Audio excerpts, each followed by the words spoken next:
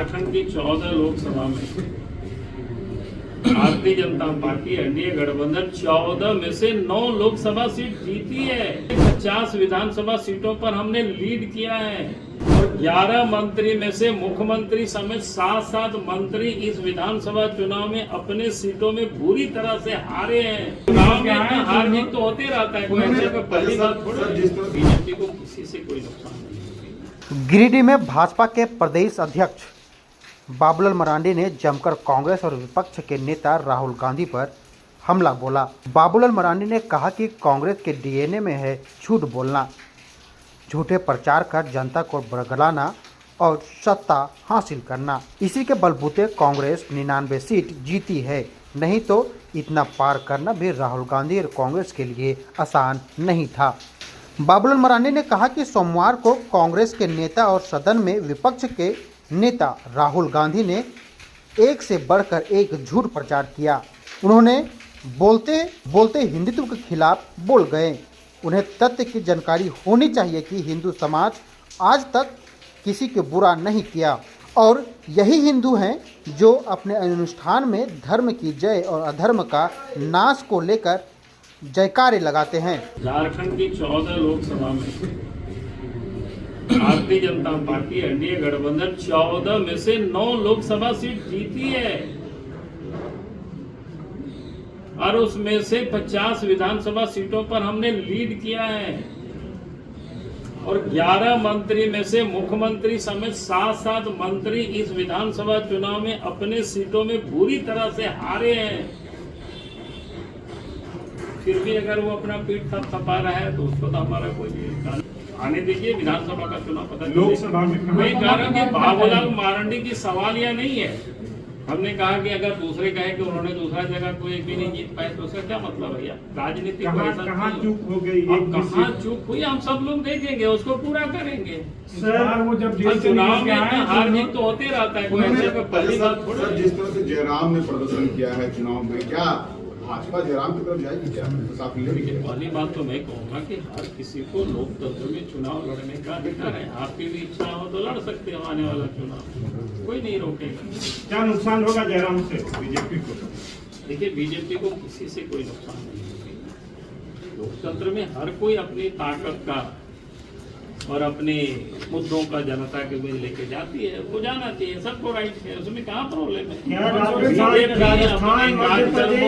अपने कार्यक्रमों के आधार पर ही पार्टी जनता के बीच जाएगी। राजस्थान ने साफ तौर पर कहा है कि झारखंड के जो भी नेता हैं वो रबर स्टाम्प के जैसे हैं, दिल्ली से जो आदेश पारित होता है वही करते हैं। और इस बार जो भी रिजर्व सीट है विधानसभा में भी जिस तरीके से लोकसभा का परिणाम आया है, इस बार भी सारे रिजर्व सीट पर महागठबंधन जो इंडिया अलायंस है वही जीत कर आएगा। भाजपा को जनता नकार देगी। हमने कहा कि आज अगर आप पूरे जनादेश को देखेंगे तो पूरा जनादेश ने, झारखंड की जनादेश ने सरकार के अगेंस्ट में वोट किया। वोट के नाते भी भारतीय जनता पार्टी और एनडीए गठबंधन को 81 लाख वोट आया है। हमसे वो काफी पीछे, उनको मात्र 66 लाख ही वोट आया है उस गठबंधन को। सीट के नाते भी 14 में से 9 सीटें हमें आई और हमने कहा कि हम 50 से अधिक सीटों पर हमने लीड भी किया है और उनके जो 11 मंत्री हैं, मुख्यमंत्री समेत 7 मंत्री चुनाव बुरी तरह से अपने क्षेत्र में आ रहे हैं। अगर इस चुनाव का मैंडेट अगर आप देखें तो सरकार के अगेंस्ट में। भारतवर्ष भी कोई कहीं किसी युग में रहा है, लेकिन देश के प्रधानमंत्री नरेंद्र मोदी जी ने अपने इन 10 वर्षों के शासन दुनिया को बता दिया कि भारत की विरासत क्या है, अयोध्या क्या है, मथुरा क्या है, काशी क्या है और क्या बोलते हैं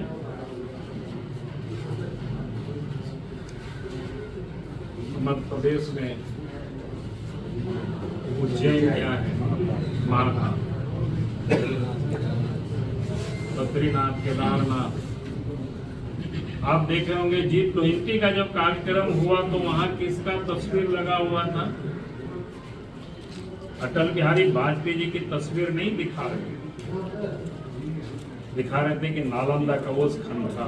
कि भारत की विरासत क्या था वो दिखा रहे हैं, जिसको अभी कुछ दिन पहले देश के प्रधानमंत्री बनने के बाद आकर के नए सिरे से उसका उद्घाटन किया। तो हम वो भारतवासी थे, और इसलिए आज कांग्रेस को बड़ी परेशानी हो रहा है, दर्द हो रहा है। राहुल गांधी को लगता है कि तो उनको लग रहा था कि भारत में जो लगातार तीसरे बार मुख्य प्रधानमंत्री बनने का नेहरू के बाद किसी का नाम नहीं आवे, उसकी जितना परपंच करना था किया, लेकिन वो नहीं कर पाए। देश की जनता ने एनडीए गठबंधन को प्रचंड बहुमत दिया। देश के प्रधानमंत्री नरेंद्र मोदी जी तीसरा दफे देश के प्रधानमंत्री बने, तो आज वो सारे बखलाए हुए नहीं कर रहे।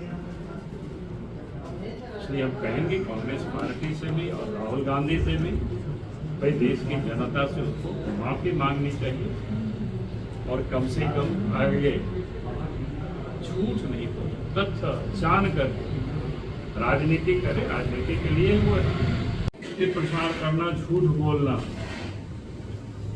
जैसे कल दो बातें तो साफ आपने देखा कि वही सदन में ही जवाब दिया। उन्होंने कहा कि अग्निवीर लोग शहीद होते हैं तो उनको कोई मुआवजा नहीं मिलता है। देश के रक्षा मंत्री राजनाथ सिंह ने उत्तर भी दिया कि भाई इनको जानकारी नहीं है, झूठ बोल रहे हैं। अगर कोई भी अग्निवीर शहीद होते हैं तो उनके परिवार को, उनके आश्रितों को 1 करोड़ रुपए की मुआवजा के प्रावधान है। दूसरा, एमएसपी के बारे में बोला कि एमएसपी सरकार ने ये नहीं किया, जबकि एमएसपी बीजेपी के राज में, मोदी के राज में किसानों को जितना आज मिल रहा है उतना तो कांग्रेस के पूरे कालखंड में किसानों को नहीं मिला। और उसका भी जवाब देश के जो कृषि मंत्री है श्री शिवराज सिंह चौहान जी ने उसका भी जवाब। इसलिए इन दो बातों की यह कह रहा था कि भाई किस प्रकार से इस देश के अपोजिशन के लीडर यानी सदन से भी लोगों को भ्रमित करने की कोशिश कर रहे थे, झूठ पर झूठ को बोले जा रहे हैं। और हद तो इन्होंने तब कर दिया जब उन्होंने बोला कि भाई देश के जो अपने को हिंदू कहते हैं उसके बारे में तो उन्होंने क्या कहा, हिंसक। यानी देश के करोड़ों हिंदुओं के मन को इन्होंने आघात किया। ये बात मैं समझ सकता हूं, क्योंकि राहुल गांधी का क्या जाति है, क्या धर्म है, ये तो देशवासियों को भी नहीं पता। और खुद भी कभी कुछ बोलते हैं, कभी कुछ वो आचरण करते हैं। तो हम कहेंगे जो मानव शास्त्र के जो रिसर्चर होते हैं, जो रिसर्च करते हैं, तो इन लोगों को पीएचडी करना चाहिए कि भाई इस प्रकार की लोगों की जाति क्या हो सकता है, मजहब क्या हो सकता है, क्या है, उसको रिसर्च का विषय में वो सब नहीं जाना चाहता। लेकिन देश के जो करोड़ों हिंदू देश ही नहीं दुनिया में रहते हैं, उसको हिंसक बताना यानी हिंदुओं का अपमान करना। कोई हिंदू तो कभी भी हिंसक हो ही नहीं सकता है।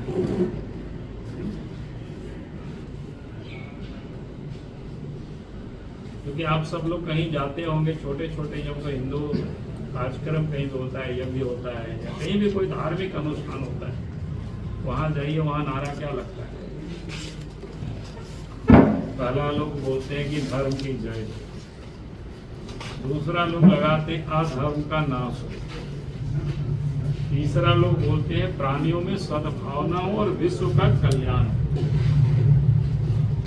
जो हमारे मनीषियों ने, हमारे ऋषियों ने ये जो उद्घोष किया है, वसुधैव कुटुंबकम, ये जो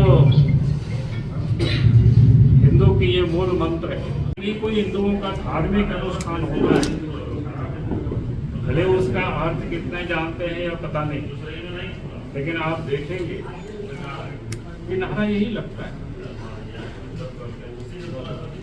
अरबों से हिंदू को कहना कि हिंदू हिंसक होते हैं, हिंदू झूठे होते हैं, इसलिए हम कहेंगे कि वे देश के अपोजिशन के जो लीडर है राहुल गांधी को देश के करोड़ों हिंदुओं से या देशवासियों से उनको क्षमा मांगनी चाहिए।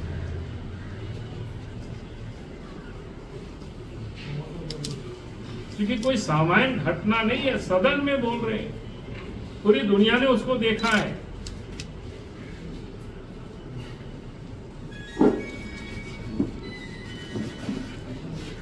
हिंदू ही एक ऐसा जाति है संसार में किसी के ऊपर कोई आक्रमण नहीं किया, किसी के ऊपर कोई हमला नहीं किया है, बल्कि इनके ऊपर हजारों वर्षों तक संघर्ष ये हमला हुए, इसको समाप्त करने की कई षड्यंत्र हुए, लेकिन आज भी जीवित है। आज दुनिया उस हिंदू और उस हिंदुत्व को जानने और सीखने के लिए भारतवर्ष के लोग यात्रा कर रहे हैं।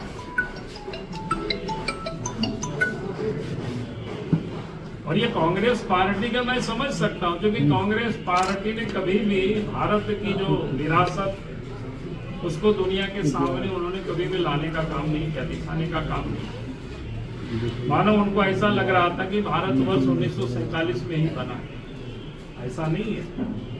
भारत की विरासत आज से नहीं, हजारों लाखों वर्ष पुरानी। आज उस पर रिसर्च हो रहा है कि भाई कब से यहाँ वेद कब ऋचा उसकी लिखी गई। अब यहाँ रिसर्च हो रहा है कि भाई राम के जन्म काल कब रहा है।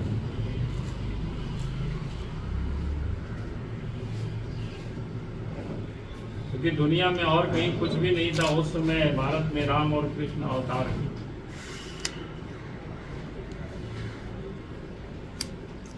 शंकर की वो सारे सरस्वती की,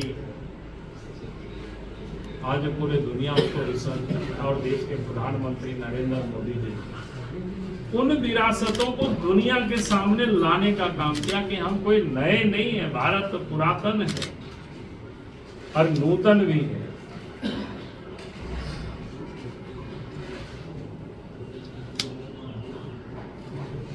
क्योंकि भारत जब विकसित था, सोने की चिड़िया कहा जाता था, और उसी को लूटने के लिए भारतवर्ष में विदेशी आक्रांत आए, चाहे मुगल हो, चाहे अंग्रेज, चाहे और कोई। क्योंकि भारत की जो ख्याति है दुनिया भर में प्रचलित है। यहाँ घर में ही नहीं, माँ बहनों के गले में ही नहीं, बल्कि यहाँ मंदिरों में भी स्वर्ण जड़े रहते थे। तभी तो मुगलों आकर के या विदेशी आक्रांता आकर के उस मंदिरों को तोड़ा गया, उसे और बाकी सब ले गया। तो हमारा जो समृद्धशाली विरासत था, कांग्रेस पार्टी ने तो उसको ऐसा कर दिया था, समाप्त कर दिया था।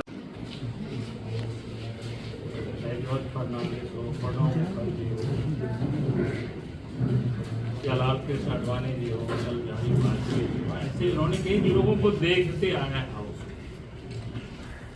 हाउस में किस प्रकार से आचरण होता है, कैसे होता है, ये सारी चीजों को देखती है। लेकिन उसके बाद भी कल जिस प्रकार से उन्होंने हाउस में आचरण किया, पहली बात तो वो आचरण ऐसा लगा हमें देख करके, ये वो जो तानाशाही का जो मानसिकता होता है वो साफ झलक रहा है।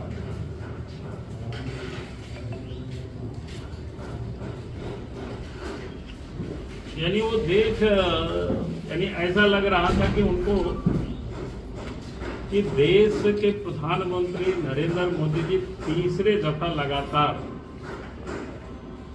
उन्होंने 2 कार्यकाल को पूरा करके और उन्हें प्रधानमंत्री का ओथ लिया, उसको पचा नहीं पा रहे। इस कारण से वो दर्द साफ कल झलक रहा था। और इसलिए आप सबने देखा होगा कल लोकसभा के अध्यक्ष की ओर भी पीठ करके, जैसा लगता है ना सड़क में लोग भाषण देते हैं, कभी इधर कभी उधर, तो ये साफ दिखता था। ये उनकी जो तानाशाही जो परिवर्ती लोगों की होती है वो साफ कल सदन में दिखता। और इसके बाद सदन में भी उन्होंने कई एक ऐसे झूठे बातों को उन्होंने रखने की कोशिश की, ताकि सदन में मंत्रीगण ने उठ करके वहीं पर लोगों ने प्रति उत्तर भी दिया। तो ये लग रहा था कि भाई इस देश के अपोजिशन के लीडर को तो हर बात की जानकारी होनी चाहिए, क्योंकि संवैधानिक पद पर बैठे हुए व्यक्ति तो संबंधित विभाग से भी लोगों से वो जानकारी वो ले सकता था। या तो उनको संवैधानिक चीजों की जानकारी नहीं है, जानबूझ करके, या तो उनको झूठ फैलाने की आदत है। तो मैं कह सकता हूं कि झूठ फैलाने का ही उनको आदत है, क्योंकि उसी झूठ की राजनीति पर ही आज बड़ी मुश्किल से वो 99 तक पहुंचे हैं। तो लोकसभा चुनाव के समय भी किस प्रकार से कांग्रेस पार्टी ने झूठ का सहारा लिया, वो किसी से छुपा हुआ नहीं है। चाहे संविधान को बदलने की बात उन्होंने कहा, चाहे वो रिजर्वेशन को समाप्त करने की बात, यहाँ तक कि अमित शाह का झूठा वीडियो भी बना करके पूरा इन लोगों ने प्रसारित किया, जगह जगह पर बांटा है। तो यानी लगता है कि कांग्रेस पार्टी के ये डीएनए में ही वो झूठ है। क्या यार, उनकी चुनाव हार गए, उससे क्या हो गया? अगला चुनाव में भूतपूर्व हो जाएंगे, और क्या है करना? बहुत बड़ी बात। आपके क्षेत्र में खून बह गया, इसलिए क्या कहेंगे? क्या बोले? इस व्यवस्था पे क्या कहेंगे? खून बह रहा है, अरे मेरा इस सरकार में तो यही सब ने होना है। अब क्या होगा? देखो, आपको मैं बता सकता हूँ कि एक तो रियो तो दिसंबर में है, अब इलेक्शन कमीशन जब करावे तो इलेक्शन कमीशन ही घोषणा करेगा, भैया हम लोग तो नहीं बता सकते। ये बोलने में क्या दिक्कत है? लोकसभा चुनाव के बारे में बोल रहा था बीजेपी सफाई हो जाएगी, बोल रहा था कि नहीं बोल रहा? उनके लोग सब लोग बोल रहा था। हमने कहा कि अभी वो चुनाव के समय भी क्या कह रहा था कि सुपड़ा साफ हो जाए, तो नहीं हुआ हमारे। तो आपने भी कहा था कि विपक्ष को साफ कर देंगे इस बार, इसीलिए मैं बता रहा हूँ ना, विपक्ष साफ ही है यार, कहाँ बोल रहे अभी बचा हुआ है। जब 11 में से 7 मंत्री, 11 में से अगर 7 मंत्री पूरी तरह से हार गए अपने विधानसभा क्षेत्र में, बचा क्या है? सीट शेयरिंग पर कोई चर्चा हो रही है या हो गई है? जब समय आएगा सब चर्चा तो उस समय आपको बता दी जाएगी। अभी जल्दी आप जल्दीबाजी में बताइए। जनरल कह रहा है कि सीता सोरेन फिर से वापस आ रही है जमीन, यही सब जानकारी क्या कर रहा है, सब आप हमसे पूछोगे सब लोगों के बारे में। इस समय आरोप पत्र की कमेटी बन गई है, घोषणा पत्र की कमेटी बन गई है। अभी 6 तारीख से 15 तारीख के बीच में राज्य के सभी विधानसभा क्षेत्रों में अभिनंदन और संकल्प सभा भी होना है, जिसमें बूथ स्तर के जो हमारे अध्यक्ष है, बूथ के क्या कार्यकर्ता है, उन सब लोगों पर। और 20 जुलाई को इस प्रदेश के अंदर में एक विस्तारित बड़ा कार्यक्रम होना है, लेकिन आज मैं जिस कार्यक्रम के लिए बुलाया था उसी पर आज केंद्रित रहो तो बेहतर रहेगा। झारखंड में जो रणनीति तय की लोकसभा चुनाव में, उसमें आप फेल हो गए, क्या रणनीति में कौन कोई बोलता है बदलाव फेल हो गए भाई? आपको कौन पिछली बताया? बार और आपको ठीक है, 11 सीटें थी। आप एक बताओ, ठीक है, 12 सीटें। अरे बेटा को आप पढ़ाते हो, आप उम्मीद करते हो बेटा 90% लाएगा, 90 नहीं लाया 60% लाएगा, ऐसा थोड़ा है कि उसमें बेटा फेल कर गया। अरे फेल तो वो कर गया, वो बता रहे नीति में बदलाव करेंगे, 9 सीट बढ़ा कि 12 सीट बढ़ा, वही तुम बोल रहे हैं। रणनीति में कुछ बदलाव होगा क्या? हाँ? रणनीति में बदलाव होगा, ठीक है, आप फेल नहीं की सेकंड। रणनीति में क्या बदलाव हो गया? पार्टी तैयारी कर रही है। खबर स्तंभ।